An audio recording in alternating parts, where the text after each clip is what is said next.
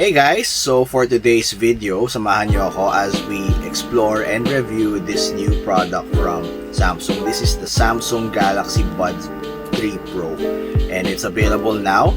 And let's see why this is such a very interesting product and why this is something that you should be getting. Especially malapit na ang Pasko, malapit na ang holidays and naghahanap kayo ng something to give to your loved ones, yung mga audio files ng friends and relatives inyo. Medyo advanced din ang Bluetooth na gamit dito. This is using Bluetooth 5.4 and ito yung pinakabagong version which makes it easier to use for calls and for gaming and for just about everything else.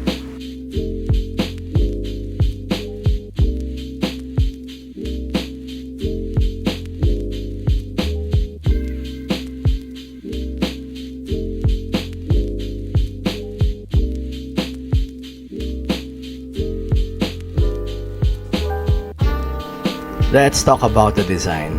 Itong buds na to has the iconic design with the blade lights. So makikita nito yung size na to. It doesn't just look iconic, it doesn't just look sleek and sexy, but it actually has a purpose and I really appreciate that.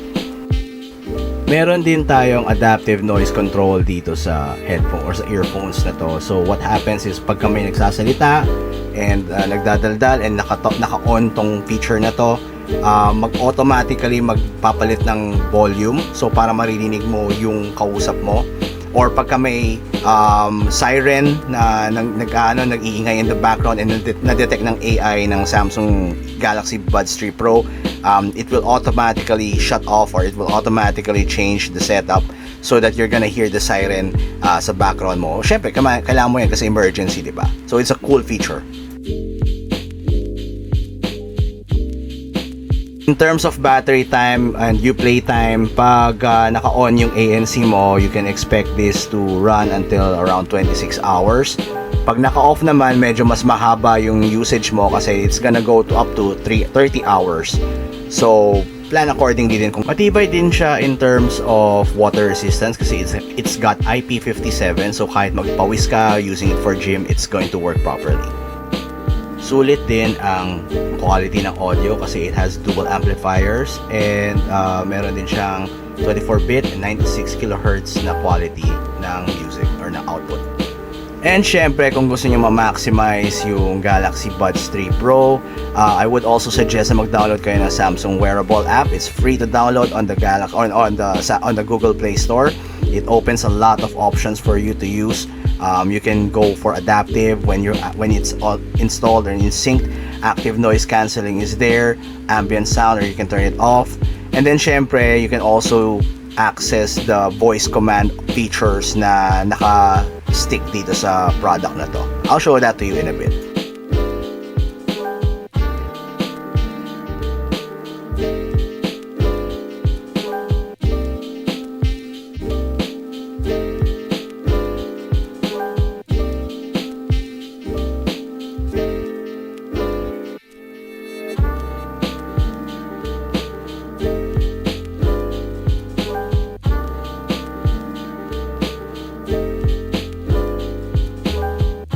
So, tatry natin yung voice command and naka-program naman. So, there are a couple of items or a couple of commands that it will respond to agad. So, volume up,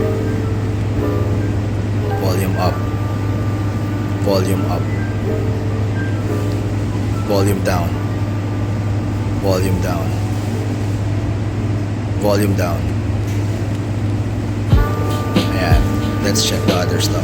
So there you have it.